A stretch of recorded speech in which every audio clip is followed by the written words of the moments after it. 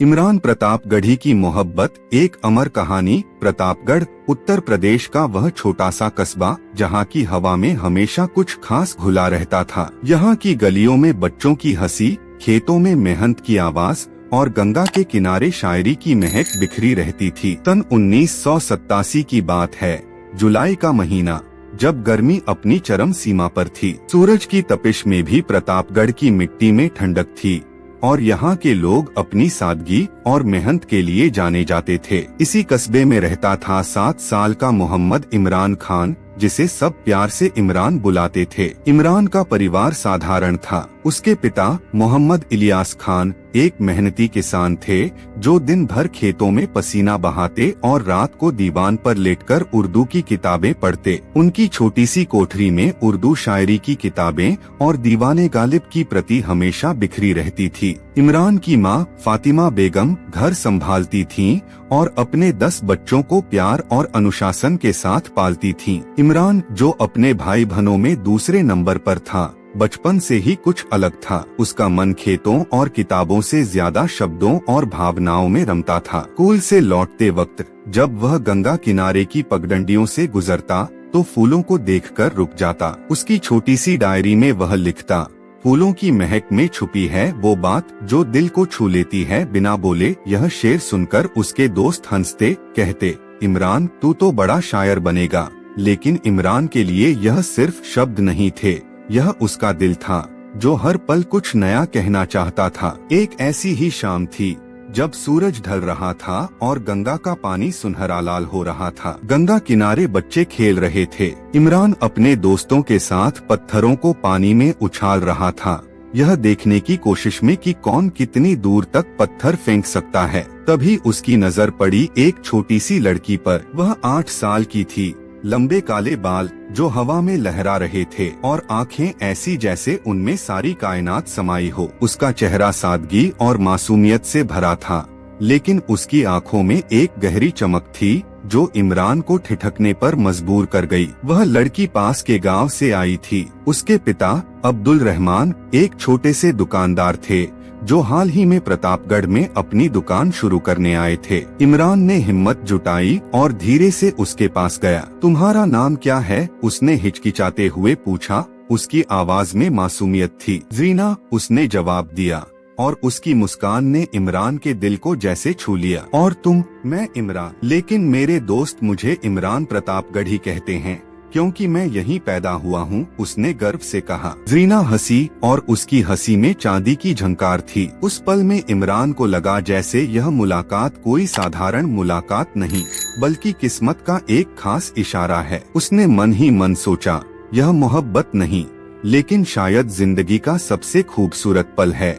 उस दिन से इमरान और ज़रीना की दोस्ती शुरू हो गई। स्कूल के बाद वे गंगा किनारे मिलते। इमरान अपनी छोटी छोटी कविताएं ज़रीना को सुनाता। उसकी आवाज में एक अजीब सी कशिश थी जो ज़रीना को हर बार मंत्रमुग्ध कर देती। एक दिन उसने कहा, तेरी आँखों में समंदर है जिसमें डूब जाऊं मैं हर शाम। ज़रीना ने हंसते हुए जवाब दिया, इमरान तुम तो शायर हो, लेकिन शायरों की मोहब्बत कभी पूरी होती है? उसका सवाल मासूम था, लेकिन उसमें एक गहराई थी जो इमरान के दिल को छू गई। मोहब्बत पूरी हो या न हो, लेकिन वो दिल में हमेशा जिंदा रहती है, इमरान ने जवाब दिया और मुस्कुराया। उसकी मुस्कान में आत्मविश्वास था, लेकिन मन में एक अनजानी सी बेचैनी भी थी। दिन बीतते गए, इमरान और ज़रीना की दोस्ती गहरी होती गई। वे गंगा किनारे बैठकर घंटों बातें करते। ज़रीना को इमरान की शायरी बहुत पसंद थी। वह कहती, इमरान तुम्हारी शायरी में कुछ जादू है, जब तुम बोलते हो तो लगता है दुनिया रुक जाती है। इमरान जवाब में सिर्फ मुस्कुराता, लेकिन उसके मन में एक आग जल रही थी,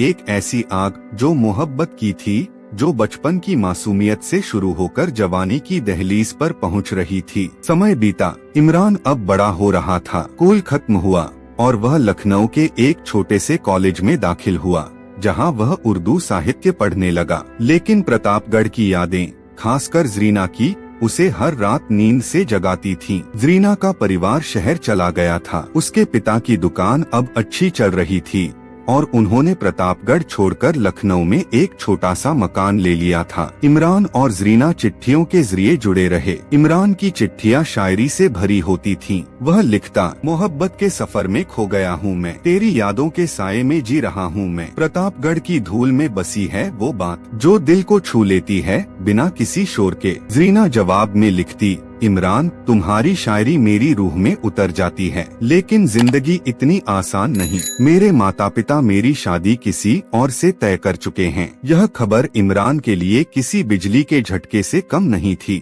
वह लखनऊ की सड़कों पर अकेले भटकता, मुशायरों में जाकर अपनी शायरी सुनाता। उसकी शायरी में एक दर्द था जो लोगों के दिलों को छू जाता था। धीरे धीरे उसका नाम फैलने लगा। लोग कहने लगे, इमरान प्रतापगढ़ी, वो शायर जो मोहब्बत को सियासत से ऊपर रखता है। एक रात जब लखनऊ की सड़कें सुनसान थीं, इमरान ने अपनी डायरी में एक शायरी लिखी जो बाद में उसकी पहचान बनी। मोहब्बत कौन करता है, सियासत कौन करता है, मुझे तो बस तेरी यादों का साथ चाहिए। तेरे चेहरे में ऐसा क्या है आखिर जिसे बरसों से देखा जा रहा है। यह शायरी लखनऊ के मुशायरों में छा गई। लोग तालियां बजाते, लेकिन इमरान के दिल में दर्द था। वह जरीना से मिलने प्रतापगढ़ लौटा। गंगा किनारे जहाँ वे बचपन में खेलते थे, वहाँ जरीना मिली। अब वह और खूबसूरत हो गई थी, साड़ी में लिपटी, आँखों में उदासी। इमरान, मैं शादी के लिए राजी नहीं हूँ, लेकिन परिवार का दबाव है, जरीना ने आंसू भरी आँखों से कहा। जरीना, मोहब्बत कभी हार नहीं मानती, मैं तेरे लिए लड़ूंगा, इमरान ने कहा और उसे गले लगा लिया। वह पल मानो समय ठहर गया। हवा में फूलों की महक, नदी का कलकल और दो दिलों की धड़कने, सब कुछ एक हो गया। लेकिन मोहब्बत का रास्ता कभी आसान नहीं होता। जरीना की शादी एक अमीर व्यापारी के बेटे से तय हो गई। इमरान ने विरोध किया, लेकिन उसके परिवार ने उसे घर से निकाल दिया। तू शायर है, सियासत में मत घुस, उसके बड़े भाई ने तल्ख लहजे में कहा। इमरान लखनऊ लौट गया, लेकिन उसके मन में आग लग गई। वह मुशायरों में न सिर्फ शायरी करता, बल्कि सामाजिक मुद्दों पर भी बोलने लगा। उसकी आवाज में एक जुनून था जो लोगों को झकझोर देता था। धीरे धीरे इमरान एक एक्टिविस्ट बन गया। वह गरीबी, शिक्षा और अल्पसंख्यकों के अधिकारों की बात करने लगा। उसकी शायरी अब सिर्फ मोहब्बत की नहीं थी, उसमें इंसानियत और समाज की पुकार थी। एक दिन दिल्ली के एक बड़े मुशायरे में वह पहुंचा। वहां हजारों लोग थे। इमरान मंच पर चढ़ा और बोला, मोहब्बत सिर्फ दो दिलों की नहीं, बल्कि इंसानियत की भी है। उसने अपनी मशहूर शायरी सुनाई। अपनी सांसों में आबाद रखना मुझे, मैं रहूं न रहूं, याद रखना मुझे। अपनी मोहब्बत का ये बस एक ही उसूल है, तू कबूल है और तेरा सब कुछ कबूल है। हॉल तालियों से गूंज उठा। उसी मुशायरे में एक पत्रकार ने उससे पूछा, इमरान साहब, आपकी शायरी में इतना दर्द क्यों है? इमरान ने मुस्कुराकर जवाब दिया, क्योंकि मोहब्बत दर्द ही तो है। इधर जरीना की जिंदगी में भी तूफान आया। उसकी तयशुदा शादी टूट गई। दूल्हा किसी और लड़की के साथ भाग गया था। जरीना के परिवार को समाज में शर्मिंदगी उठानी पड़ी, लेकिन जरीना ने इसे अपनी आजादी माना। उसने फैसला किया कि वह अब अपनी जिंदगी अपनी शर्तों पर जिएगी। उसने इमरान को एक चिट्ठी लिखी, इमरान, मैं आजाद हूँ, तेरी मोहब्बत में खो जाना चाहती हूँ। यह चिट्ठी तब इमरान को मिली जब वह दिल्ली में एक राजनीतिक रैली में बोल रहा था। उसकी आवाज में अब एक नया जोश था। कांग्रेस पार्टी ने उसे नोटिस किया था और उसे अल्पसंख्यक विभाग में अहम जिम्मेदारी दी गई थी, लेकिन उसका दिल अभी भी जरीना के लिए धड़कता था। वह दिल्ली से लौटा और प्रतापगढ़ में जरीना से मिला। गंगा किनारे, वही पुरानी जगह जहां उनकी दोस्ती शुरू हुई थी, वे फिर मिले। जरीना की आंखों में अब आजादी की चमक थी। इमरान, अब कोई तूफान हमें अलग नहीं कर सकता, उसने कहा। इमरान ने उसका हाथ थामा और कहा, जरीना, ये मोहब्बत हमारी जीत है। समय और बीता। इमरान की शायरी अब देश भर में मशहूर थी। 2016 में उसे यश भारती अवार्ड मिला। उसकी आवाज अब सिर्फ मुशायरों तक सीमित नहीं थी, वह संसद तक पहुंच चुकी थी। वह कांग्रेस में शामिल हो गया और राज्यसभा का सदस्य बना। लेकिन हर भाषण में, हर शायरी में जरीना की छाप थी। एक रात संसद भवन के पास इमरान और जरीना टहल रहे थे। जरीना ने पूछा, इमरान, क्या मोहब्बत सियासत को जिता सकती है? हाँ, क्योंकि सच्ची मोहब्बत इंसानियत सिखाती है। इमरान ने जवाब दिया और एक नई शायरी सुनाई। मुल्क से मोहब्बत करो लेकिन अपने दिल से भी। तेरी आंखों में वो नूर है जो दुनिया को रोशन कर दे। मोहब्बत के मंजर खाली लगते हैं बिना तेरे, अल्फाज भी झाली जैसे बिना तेरी महक के। ज़रीना ने आंसू पोंछे और कहा, तुम्हारी वजह से मैं जी रही हूँ।